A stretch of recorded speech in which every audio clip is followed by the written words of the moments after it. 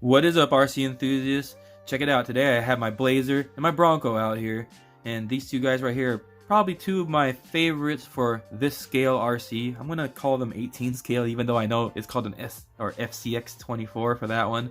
I'm not sure why they call it a 24 scale. It's pretty close to this. It's actually bigger than this in body wise. A lot of people wish this had the 2-speed that that had and the portal axles, because you know the big TRX4 has that. And I think what they give you right here isn't bad at all. It's literally very, very refined of a truck. That's all I can say about it. It's very refined, especially when you're comparing it to other trucks in its range. I'm going to tell you why I think that and why I like this truck a lot. But you know, I'm not saying that I don't like this FMS. I do like the FMS a lot with that 2-speed. It's definitely cool. You know, a lot of usable right there. You could walk with it and trail with it and crawl with it.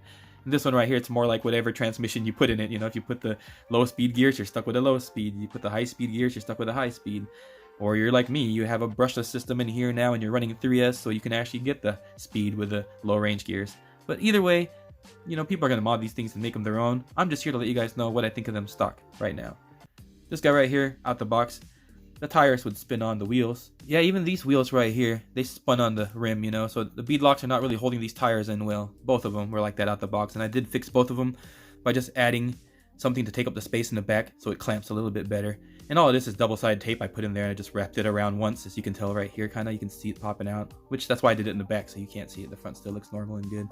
But yeah, you can fix that and make it look even cleaner if you want. But that holds this in place now, and that's pretty much the same fix I did to the Traxxas wheels and tires. But anyway, other than that, the one big thing that's different between both of them is, I showed you guys the slop on this one. Look at this. That's all I can push it front and back. Like literally, that's really all I can do. With this one, that's a ton of slop. But then again, I have some people already commenting on my other videos saying that theirs doesn't have the slop mine has. So maybe I got a defective one. I'm going to email FMS and see what they can do about it, just in case I did receive a defective one. I don't know, but as you can tell, I've already started working on mine, because I'm going to be painting this and then the mirrors. Oh, no, not the little Chevy thing. I'll leave that yellow. But the mirrors, the rear bumper. I'm planning on painting all those black because I wanted to go out with the all blacked out look on this guy. But as you can tell right here, well, I know you can't tell, but this is not the sticker anymore. I actually peeled the sticker off, and that was under the sticker, actually painted chrome. So I'm not sure why they did that, but well, there you go. I couldn't do the whole blacked out look. I'm gonna have to figure that out to get rid of that somehow.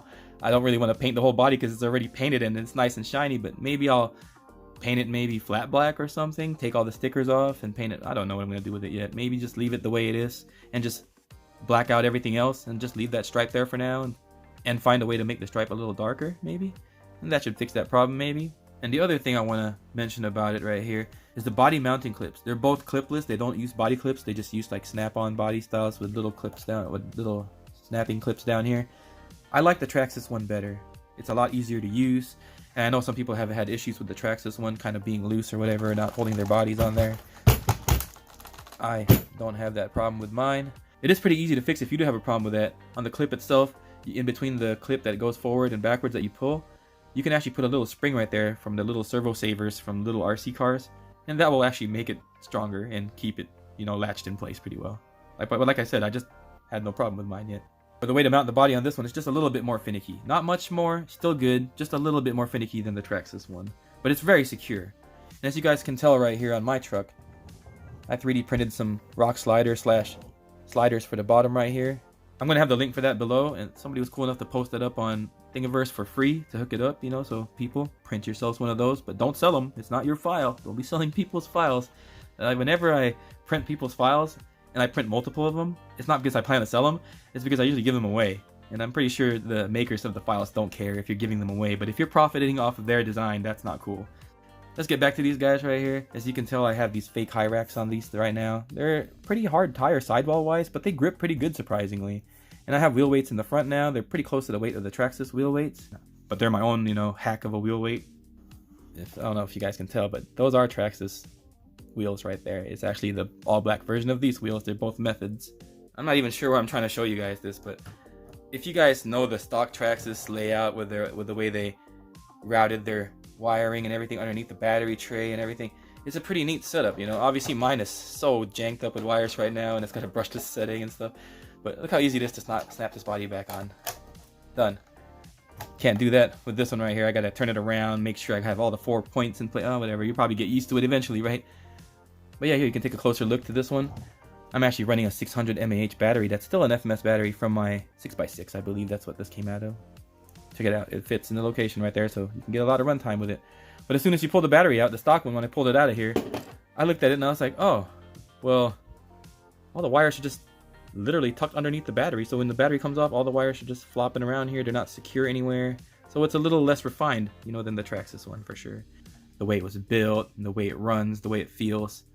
I actually do like this. A lot of people know that I am not a Traxxas fanboy by any means. I actually don't own any more Traxxas stuff really. It's just these two TRX4Ms, the Bronco and the Defender. When you drive them around, you actually, you know, you can feel the quality to these rigs. You know, they're not just some cheap junk or whatever. I'm not saying that this is quality as well too. Pretty cool. But this is just a little bit better in my opinion, a little bit better. This one has metal chassis rails, which is more conventional, and I like that. This one right here has a all integrated, all-in-one plastic chassis, which is very flexible when the body's not on it, but when the body's on it, it's not bad. And the Traxxas has a little bit better suspension too, in my opinion. The oil-filled shocks that these come with, they actually come, you know, oil-filled out the box when you get them already. So that's pretty cool. And they're a little bit bigger bore shocks, so they should hold oil a little bit better. And I'm not sure if you guys can tell on mine. None of my oil links are like, you know, shiny or anything, or I don't have any oil leaking anywhere. So yeah, this thing has been sitting on my shelf with oil in those shocks for a while now, and nothing's even seeping or leaking. This one right here, this shock right here, if I didn't turn them upside down like I did right here, that's one thing I forgot to mention too. I turned the shocks upside down to keep them from leaking. But this one right here was the one that leaked instantly. As soon as I filled it up and closed it up, it just started pouring right out the bottom. It won't even hold oil. The one on this side seeps a little bit, and this one seeps a little bit, and this is the only one that I was able to get to hold oil perfectly.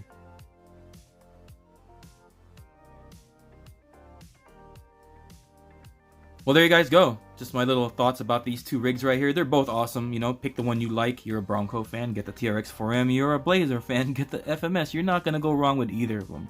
Now, you can go crazy with mods with the TRX4m, but with this guy right here, I don't think there's that many mods out for it yet. Maybe just, you know, wheel weights and stuff like that, and upgraded stock parts, kind of, from FMS. But there's no big aftermarket support yet, really, for this guy, I think. But then again, it is new, but the FCX24 platform has been out for a while now with the Power Wagon, and also with the Smasher has the same frame. So, but there you go, guys. My little video of showing the comparison between these two and what I think about both of them. But that's it, guys. Have a great day today. Be safe out there, and as always, go have fun and run that RC.